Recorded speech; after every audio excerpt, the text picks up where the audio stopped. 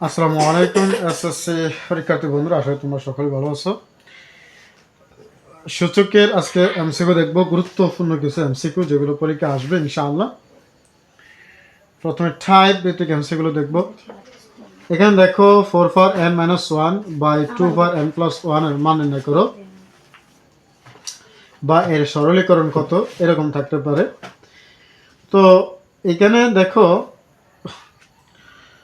এখানে যেটা থাকবে নিচে, এই যে এখানে যেটা থাকবে 2 for n+1, এটা আছে প্লাসের।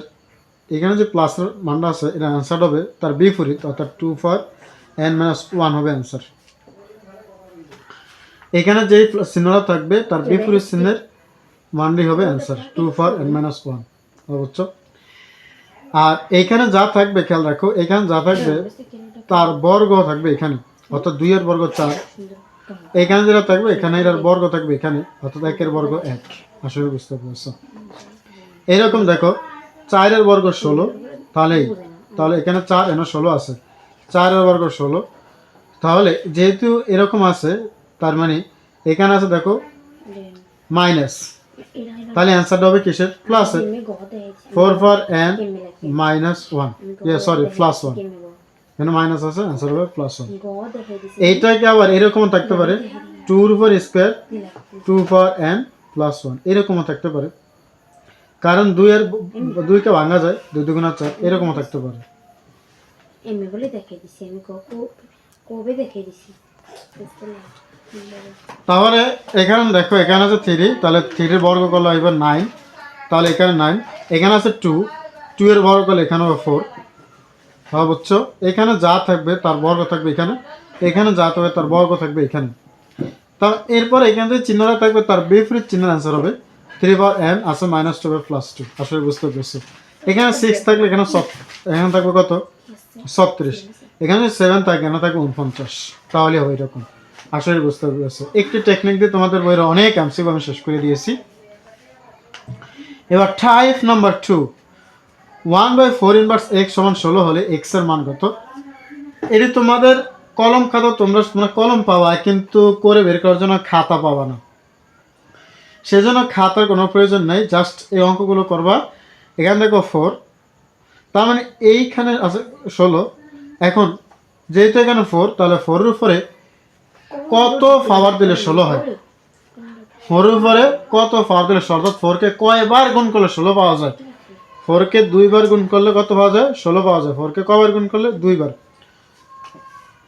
4 কে 2 বার গুণ করলে 16 পাওয়া যায়।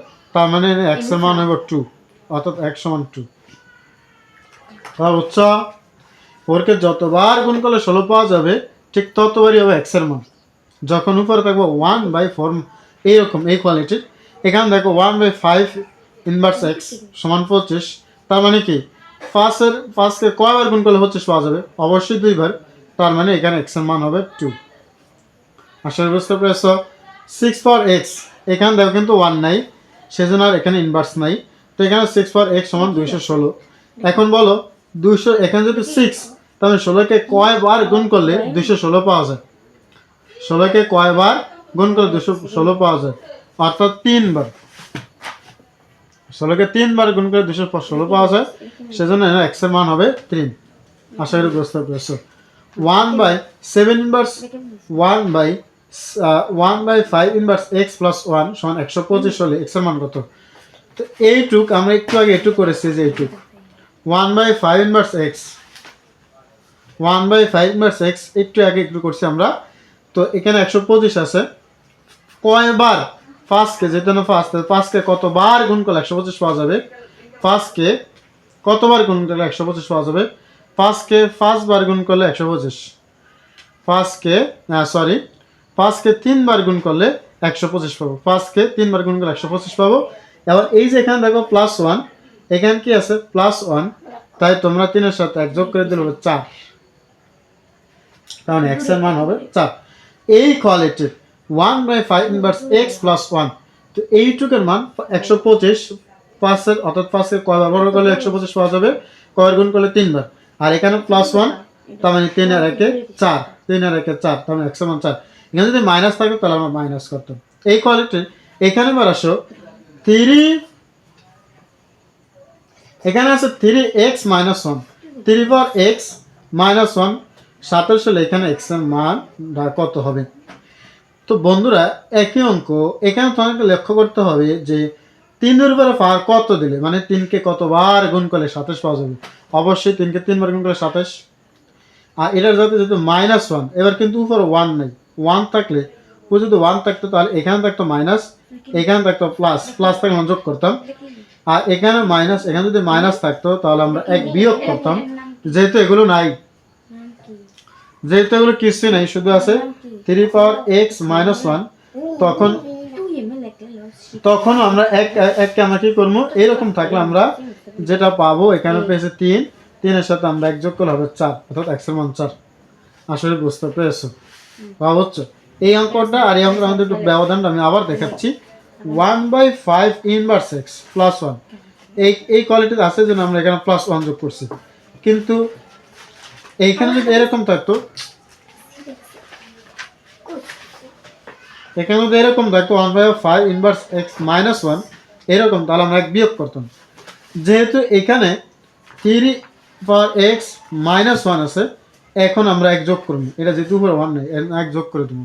যে ফলটা আমরা পাবো, কথা বলছি, এটা হলো আমরা এক যোগ করে দিয়েছি। আসলে টাইপ 2 বুঝতে পেরেছো, এই কোয়ালিটির অনেক অঙ্ক পাবা, এখান থেকে একটা অঙ্ক আসবে।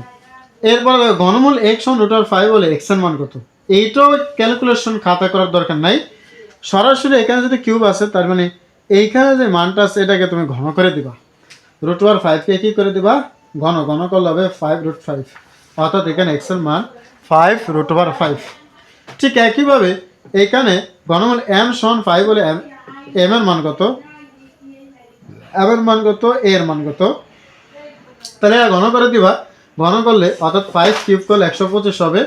এখানে একই কথা, এর মান এটা ঘন আছে সেজন্য এটাকে কিউব করে দিলে 27 হবে। এই হচ্ছে আমি মনে করি আসলে তোমরা বুঝতে পেরেছো। এই ছিল টাইপ 1 2 3। এরপর আসো টাইপ 4, ওটা গেছে সূচকের। এবার আসো লগের মধ্যে। লগের 5√5 এর 5 ভিত্তিক লগ, আল্লাহ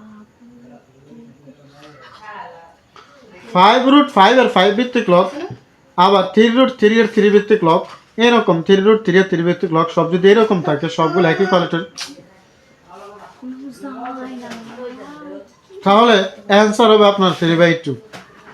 যাই থাক অ্যান্সার হবে 3/2। 5√5 এর 5 ভিত্তিক লগ, 3√3 এর 3 ভিত্তিক লগ, 7√7 এর 7 ভিত্তিক লগ, আবার 8√8 এর 8 ভিত্তিক লগ, এইরকম যাই থাক তিনোটা যদি একই হয়, রুটের মধ্যে, রুটের বাইরে এবং ভিত্তি তিনও যদি একই রকম হয়, তাহলে আপনার অ্যান্সার হবে 3/2। আসলে বুঝতে পেরেছেন। এই টাইপ ভিত্তিক যে এমসিকিউগুলো রয়েছে আমি ওই এমসিকিউগুলো আপনাদেরকে দেখিয়ে দিয়েছি। এই কোয়ালিটির অনেক এমসিকিউ আপনারা পাবেন, ইনশাল্লাহ একটা আসবে। আর এর বাইরে যে এমসিকিউগুলো রয়েছে এগুলো একটু করে বের করতে হবে।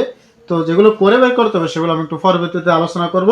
যেহেতু রমজান মাস এবং একটু পরে আসা আজান দিয়ে দিবে, তার নামাজ পড়তে হবে, তাই ফুল ভিডিও আমি এক ক্লাসে করতে পারতেছি না।